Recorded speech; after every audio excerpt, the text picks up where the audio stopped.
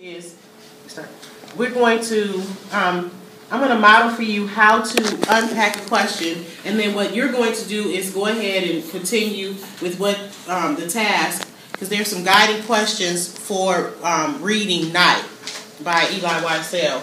And so it's always important that you break down the question so that you address all parts of the question. And what I found in the quiz is that a lot of students answered part of the question, like they cited evidence, but they never answered the question. They answered the question, but they didn't cite evidence. And the biggest part that I see students doing is not extending or making a connection between their answer and that text evidence. Okay? So a lot of students will answer the question, cite text evidence, but they won't explicitly tell you how that text evidence supports that answer. Okay? So we're going to practice that, and we're going to do it with, we're going to unpack a question prompt. Okay? Everyone got that? Yes. I like to decorate mine. You can do that later, because I'm just kind of, okay. And that really leads to the analysis. So you need to break down the question before you can answer it, okay? Question number 1 was authors. This is a loaded question. This is a level 3 question, okay? Authors use rhetoric. What? What are you thinking? Language. Okay, it is language, but what? Someone said, not rhetoric. You thinking about rhetorical? Yeah. Okay, yeah, people in other classes thought about rhetorical too. And so what I did was I played on the dictionary.com. I looked up the word, and on dictionary.com, it actually pronounces the words for you. So when you're a little concerned about the pronunciation, and it's rhetoric versus rhetorical. Okay, which is what Miss Lady that said it in the back. What is it? Language. Yes, it's exaggerated language. Okay, or persuasive and effective language. So you already looked that up, or you already knew that? Maya. You just were guessing. Good job. Authors use language, and that's what they do. They write, right? Logical. Good job. To advance, and this was a question on the benchmark, right? About advancing. Hello? Yes, it was. Is that explanation? I have to explain it. I have to explain the evidence. I have to explain it. That's what seals the score. That's what seals not just the score, but the complete thought that I'm trying to present in my response. Okay? Pause. I have this question here, and of course you'll have this on some type of regular paper, but you need to go through this mental thinking process, this metacognitive process, your thinking, right? And of making sure that you answer all parts of the question. And you can always quickly jot this down on a test, or whenever you have to answer questions, you can quickly jot this in the margin when you're closely reading something. And this does set a purpose for why you read when you read this question. Yes? Yes, it gives you why you're going to read, okay? So I'm going to just unpack this really quickly. It says author, so I know that that's a writer, and please do this with me. They use rhetoric, and we already know that that has to do with language. It's exaggerated language in some instances because it's persuasive, and that's where those rhetorical devices come in. And literary devices. Okay, so there's specific things that they're saying in order to effectively advance, which means to what? Move on. Move it along, and I'm going to say their argument, okay, or perspective, or their point of view. So to move their perspective along. And it's not like move it along like a choo-choo train, but it is to progressively work toward the goal of clearly persuading the reader. Okay? Now it says reread lines 12 through 16. Okay? And then it says, what is the author's point of view? That's the second part of the question I have to address. What is the author's point of view? And again, this is the author's perspective. How do they present the information? Are they for something, against something? How are they presenting this information about how Sanaz, and that obviously is a character in the text, must travel? Okay, so I'm looking at what is their perspective. Do they like this? Are they against this? For this? Okay, and then I have to clearly cite evidence that supports it. I can't just answer it and leave it hanging. I have to support it. So that's where I pull in my quote, my direct quote, in quotation marks, referencing the text.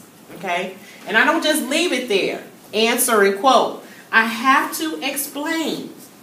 I have to explain how this relates to the author's point of view.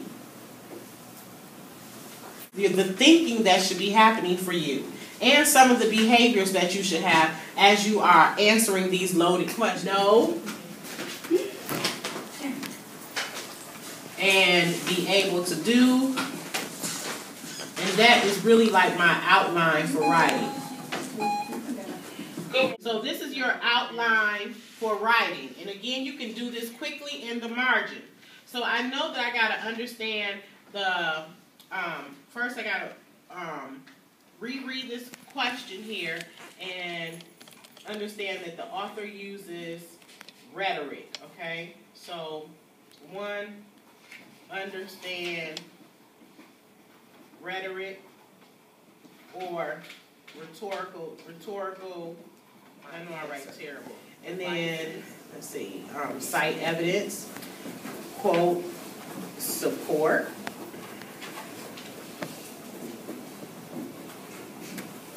Okay? And finally, I need to explain how, quote, supports my answer authors regarding the author's point of view. POV is point of view. Okay? Flip over on the back, and now we're going to answer the question. I need to reread specific lines 12 through 16, and I'm going to do that. So I'm going to actually just start about right here at 11. It says, we follow Sanaz down the stairs, out the door, and into the street. You might notice that her gait, what is her gait? Walk. Yes, the way she walks. And her gestures have changed. It is in her best interest not to be seen, not be heard, or noticed. She doesn't walk upright, but bends her head towards the ground and doesn't look at passers-by. She walks quickly and with a sense of determination. The streets of Tehran and other Iranian cities are patrolled by militia who ride in the white Toyota patrols. 4 gun-carrying men and women, sometimes followed by a minibus. Amazing. So I have to now begin answering the questions. I've reread those specific lines. What is the author's point of view? So based on what I read here, I believe that the author's point of view is that she doesn't feel really good about what has happened for Sanaz and other women. So I'm going to say her point of view is a feeling of anger or frustration. It's almost like she's exposing that government. Okay? And so the text evidence that supports that comes directly from the text here, where it says It's in her best interest not to be seen, not heard, or noticed. Who wants to be, not seen, not heard, not noticed? So I'm going to cite that to support. So the author says it's or noticed. And I'm just inferring that that is very demeaning to a person. Okay? And so now that I've answered the question and I've cited evidence as I saw here, I needed to reread, state the author's point of view, quote, supporting, and now I need to make sure that I explain the quote. So in my inference, I'm going to say that is dehumanizing. And I would say the author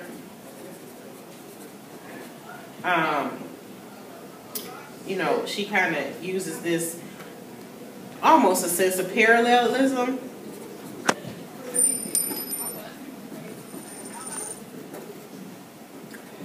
To emphasize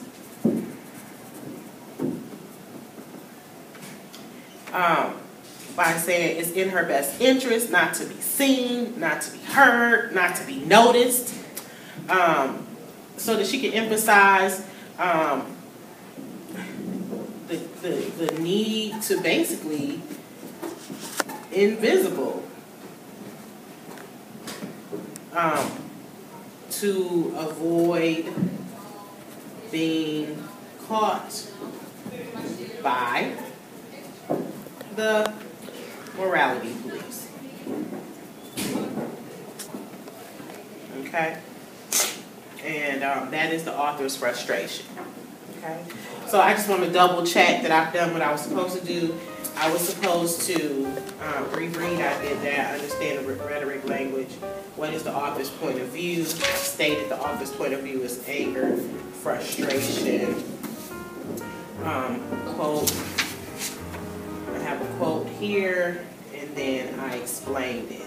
That is the humanizing. The author used a little paragraph.